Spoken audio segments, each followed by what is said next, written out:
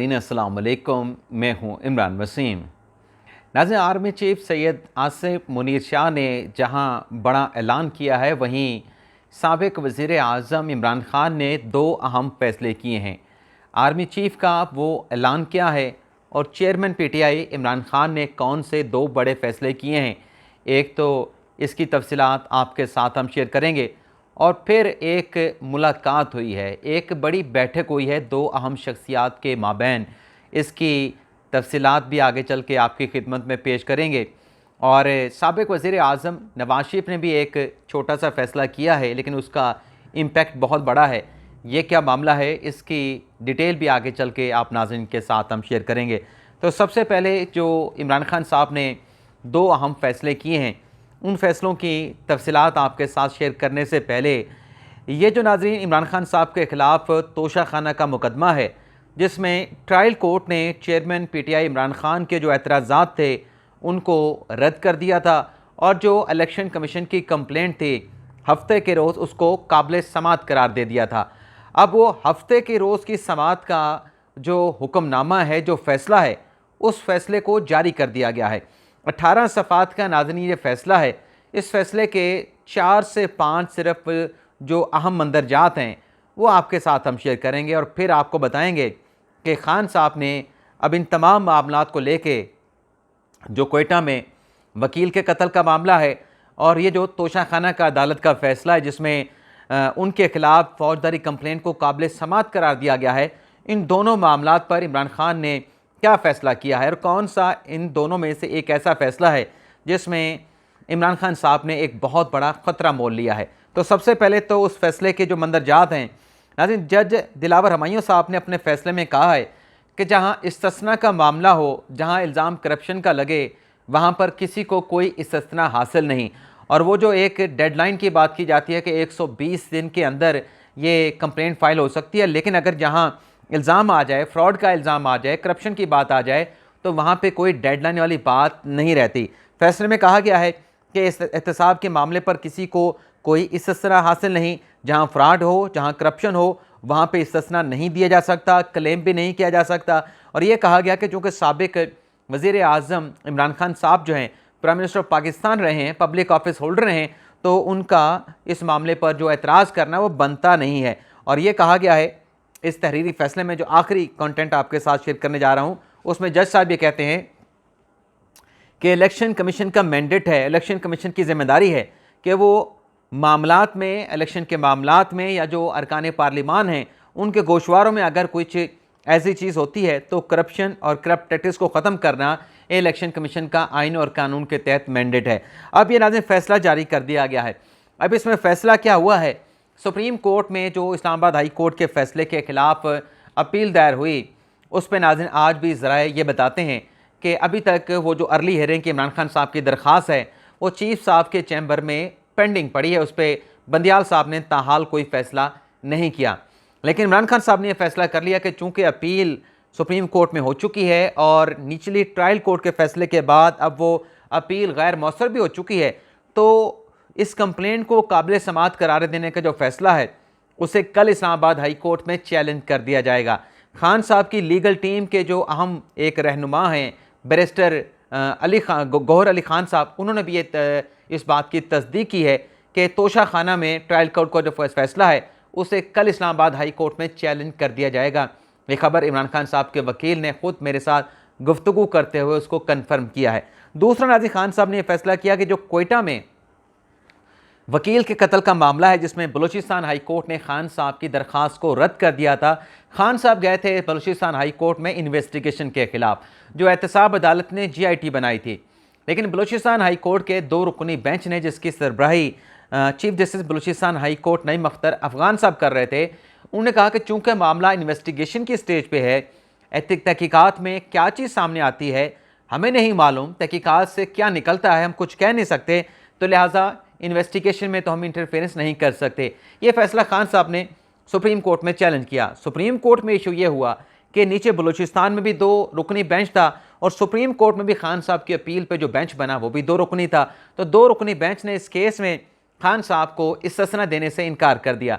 खान साहब के वकला अदालत में कहते रहे कि इजाज़ुल हसन साहब से कि इस केस में इमरान खान साहब की जो ज़मानत है वो आज ख़त्म हो जाएगी। 4 जुलाई को सुप्रीम कोर्ट में समाअत हो रही थी, तो आप इस पर लार्जर बेंच आज ही बना दें, आज ही टेकअप कर लें, मामला चीफ साहब को रेफ़र कर दें। लेकिन अदालत ने वो तमाम इस्तदाएँ रद्द कर दी। अलबत्ता ये ज़रूर किया कि 3 रुकनी बेंच बनाने की रिकमेंडेशन जो है 2 रुकनी बेंच ने चीफ साहब को भिजवा दी। तो उसमें भी अभी तक जो है चीफ साहब ने 3 रुकनी बेंच तश्कील नहीं दिया और उस अपील के ऊपर कोई कब दूसरी समाअत होनी है कोई तारीख भी मुकर्रर नहीं की गई। अब एहतसाब अदालत ने खान साहब के अरेस्ट वारंट जारी कर रखे हैं। गो के इस्लामाबाद हाई कोर्ट ने इमरान खान साहब को, आमिर फारूक साहब ने को, जिनके खिलाफ इमरान खान साहब ने एक दरख्वास्त भी, मुतफर्रिग दरख्वास्त भी हाई कोर्ट में दायर कर रखी है कि हमें उनके ऊपर एतबार नहीं, इनके जो हमारे खिलाफ कंडक्ट है, जज साहब का जो हमारे मुकदमा सुनते हैं उसमें ये जानिबदार होते हैं, गैर जानिबदार नहीं होते, साफ शफाफ, हमें अदालती कार्रवाई का यकीन नहीं, तो लिहाजा हमारे केस ना सुना करें। उसी जज साहब ने खान साहब को इसी वकील कत्ल केस में 14 दिन की हिफाजती ज़मानत दे रखी है। आज नाज़िर सलमान सफदर साहब ने एहतसाब अदालत में, बल्कि ट्रायल कोर्ट में, ये जो मुख्तलिफ केसेस आज इमरान खान साहब के थे ज़मानतों के हवाले से, गालिबन 19 केसेस थे, 19 नहीं थे, 19 जुलाई तक खान साहब की जो ज़मानतें हैं वो एक्सटेंड कर दी गई हैं। और बल्कि एक मुकदमे की समाअत के दौरान इमरान खान साहब जो है वो हाज़िरी लगवा के जाने लगे, तो जज साहब मुखातिब हुए इमरान खान साहब से, वकील से कहा कि खान साहब को ना जाने दें, खान साहब को रोस्टरों पे बुलाएं। और रोस्टरों पे बुला के जज साहब ने इमरान खान साहब से कहा कि हम ये चाहते हैं कि इस केस में इंसाफ हो, अगर कोई गुनाहगार है तो गुनाहगार है, अगर कोई बेगुनाह है तो इंसाफ होगा। और साथ में प्रोसिक्यूशन को सनब किया गया, सजनिश की गई कि साफ शफाफ तहकीकात करें और किसी किस्म की ताख़ीर जो है वो बर्दाश्त नहीं की जाएगी। ये जज जो हसनात साहब हैं उनके आज रिमार्क्स थे, ये ATC अदालत के जज हैं। इसके बाद नाजरीन, अब ये जो वकील कत्ल केस का मामला है, जो खबर एक्चुअल में आपके साथ शेयर कर रहा था, इसमें 14 दिन की हिफाजती ज़मानत तो है खान साहब के पास। अब इसमें मसला ये है कि लतीफ़ खोसा साहब जो इस केस को सुप्रीम कोर्ट में आर्गू कर रहे हैं, उनसे मैंने जब ये पूछा कि आप ये बताएं कि खोसा साहब आप कोयटा में गए, वहाँ पे अगर आपको, यहाँ पे तो इस्लामाबाद हाई कोर्ट ने आपको 14 दिन की हिफाजती ज़मानत दे दी, लेकिन अगर आपको कोयटा की अदालत से हिफाजती ज़मानत ना मिली तो वो तो आपको वहाँ पे गिरफ़्तार कर लेंगे। तो ये खोसा साहब के अल्फाज हैं कि हो सकता है और कोयटा में अगर इमरान खान साहब की गिरफ़्तारी हुई तो ये हमें कहाँ कहाँ पे घुमाएंगे, किस किस केस में किस अदालत में लेके जाएंगे। तो फिर उन्होंने हमारे साथ ये एक प्लान भी शेयर किया कि हम ये चाह रहे हैं कि हमारी जो अपील है, 14 दिन की हमें जो हिफाजती ज़मानत मिली है, इस दौरान जो सुप्रीम कोर्ट में हमारी अपील है वो समाअत के लिए मुकर्रर हो जाए और हमें सुप्रीम कोर्ट से अगर क्वैशमेंट का ऑर्डर मिल जाता है जो इमरान खान साहब के खिलाफ FIR दर्ज हुई है, तो फिर हमें हिफाजती ज़मानत के लिए कोयटा नहीं जाना पड़ेगा। ये उन्होंने अपना प्लान बता दिया। आज सलमान सफदर साहब जो अदालत में पेश हुए, अदालत जिस मुख्तलिफ केसेस में जो मतलब तोड़ फोड़ के हवाले से हैं, दफ़ा 144 की खिलाफ वर्जी के हवाले से हैं और भी इस तरह के केसेस हैं, उसमें सलमान सफदर साहब ने जज साहब को ये बताया, निचली अदालत के जज को बताया कि आप हमें 17 और 18 जुलाई की तारीख ना दें, उसकी अगली तारीख दे दें, 19 जुलाई की तारीख दे दें। और उन्होंने इसकी वजह यह बयान की कि हमने खान साहब की ज़मानत के लिए 17 और 18 को बलूचिस्तान जाना है, कोयटा जाना है। यानी खान साहब ने यह फ़ैसला कर लिया है कि वो 17 या 18 जुलाई को कोयटा जाएंगे। इतने दिन की उन्हें हिफाजती ज़मानत जो इस्लामाबाद हाई कोर्ट से मिली हुई है, लेकिन सवाल अब ये पैदा होता है कि क्या 17-18 जुलाई से पहले जो सुप्रीम कोर्ट में PTI की अपील है बलूचिस्तान हाई कोर्ट के फ़ैसले के ख़िलाफ़, क्या उस पर कोई रिलीफ मिलेगा, या फिर वहाँ से रिलीफ मिले बगैर, सुप्रीम कोर्ट से कोई रिलीफ मिले बगैर जो है खान साहब अगर कोयटा में जैसे जाते हैं, जैसे सलमान सफदर साहब ने कहा कि 17-18 को खान साहब कोयटा में होंगे, तो फिर कोयटा में क्या डेवलपमेंट हो सकती है, ये भी नाज़रीन एक बड़ा अहम सवाल है। अब आ जाते हैं कि जो 2 बड़े अहम शख्सियात की मुलाकात हुई है। वैसे नाज़रीन आपको ये बताएं कि आज जिस वर्कशॉप में मैं शरीक हुआ हूँ, उस वर्कशॉप में एक सहाफ़ी ने सवाल पूछा एक जर्नल से सवाल था इमरान खान साहब के हवाले से, जो उन्होंने 40,000 तालिबान ला के अफ़गानिस्तान से पाकिस्तान में आबाद किए। तो सहाफ़ी के उस सवाल पर जर्नल ने क्या जवाब दिया, इसकी तफसीलात अगर तीसरा वीलॉग रिकॉर्ड कर सका और कल सुबह फिर वो 7-8 बजे या 6 बजे हम उसको पब्लिक करेंगे, तो ये खबर भी आपके साथ हम अगले वीलॉग में शेयर कर सकते हैं। अब आ जाते हैं दो बड़ों की अहम मुलाकात हुई है। ये नाज़रीन मुलाकात कोई पहली नहीं बल्कि कुछ ही अरसे में ये तीसरी मुलाकात है, और ये मुलाकात नाज़रीन हुई है चौधरी शुजात हुसैन और चौधरी परवेज़ इलाही के दरमियान। और इस मुलाकात के हवाले से नाज़रीन रिपोर्ट ये किया गया है कि चौधरी शुजात हुसैन ने जाके कहा है परवेज़ इलाही साहब से कि आप ज़िद ना करें, पाकिस्तान तहरीक इंसाफ को छोड़ें और अपनी जमात का अफ़लीक में आएँ और अपनी जमात के सियासी मामलात को संभालें, अपनी सियासी जमात को चलाएँ। तो मुअन्निस इलाही परवेज़ इलाही साहब ने जवाब ये दिया कि मुझे तो मुअन्निस इलाही ने फंसा दिया है, पता नहीं कहाँ पे ला के फंसा दिया है। अब बेहतर ये होगा ख़ानदानी मामलात के लिए कि इसमें अगर कोई ऐलान करना है तो मुअन्निस इलाही साहब करें। तो ज़राए ने रिपोर्ट किया है कि जब चौधरी शुजात हुसैन साहब तीसरी मुलाकात ईद उल फितर के बाद तीसरी मुलाकात के लिए परवेज़ इलाही के पास गए तो लंदन में रब्ता किया गया मुअन्निस इलाही के साथ, तो मुअन्निस इलाही के साथ रब्ता नहीं हो सका। यानी चौधरी शुजात हुसैन मुकम्मल तौर पर मुतरक हैं कि परवेज़ इलाही को राज़ी करके दोबारा PTI से काफ लीग में जो है वो लाया जा सके। अब परवेज़ इलाही साहब के साथ जुड़ी एक और ख़बर भी है।